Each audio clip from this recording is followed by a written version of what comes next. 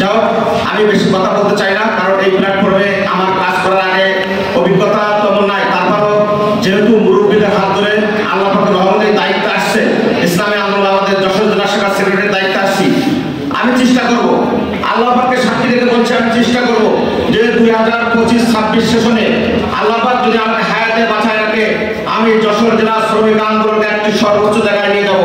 আর সেই নিয়ে যাওয়ার জন্য আপনারা যারা ইসলামী আন্দোলন, ইসলামী শ্রমিক আন্দোলন যশোর জেলা শাখার কমিটিতে অন্তর্ভুক্ত হয়েছেন, যারা শপথ নিতে যাবেন, তাদের সহযোগিতা আমার একান্ত কাম্য বলে আমি মনে করি। আপনারা যদি সহযোগিতা করেন তাহলে ইনশাল্লাহ আমরা ভালো একটি জেলা শ্রমিক আন্দোলনের কাজকে যদি আমরা প্রত্যেকটা থানায় আমরা কাজ, পৌর শাখার সদর থানার কাজ ভালো করতে পারি, তাহলে আমরা ভালো ফল পাবো। সেইভাবে আমাদের কাজ করা লাগবে। আমরা আরেকটা কথা আমার ভাই বলে গেছে, ইসলামী শ্রমিক আন্দোলনের কাজ আমরা এটাকে হালকাভাবে না দেখি, এটা কিন্তু আমরা ইসলামী সংগঠন করি। ইসলামী আন্দোলন বাংলাদেশ মহাতারাম আমির পীর সাহেব চরমনার তার দিক নির্দেশনা ইসলামী আন্দোলনকে যারা আমরা পছন্দ করি, এটাও কিন্তু ইসলামী আন্দোলনের একটি সহযোগী সংগঠন, ইসলামী শ্রমিক আন্দোলন। অতএব আপনি যদি শ্রমিক আন্দোলনকে ভালো না বাসেন, আপনি ইসলামী আন্দোলনকে ভালোবেসে কোনো কাজ হবে না বলে আমি মনে করি।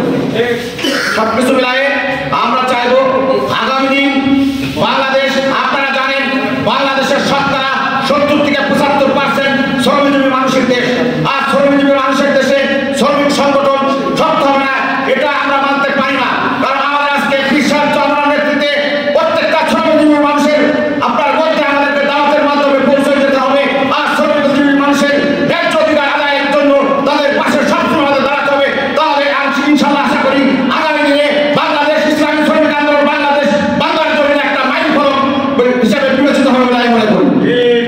যাই হোক, আমি এক পর্যায়ে আমি আমার বক্তব্য এখানে শেষ করতে যাচ্ছি। যেহেতু আজকে শপথ অনুষ্ঠান, আমি আমার এই বক্তব্য শেষ করছি। ইসলামী আন্দোলন বাংলাদেশ জিন্দাবাদ, ইসলামী শ্রমিক আন্দোলন যশোর জেলা শাখা জিন্দাবাদ।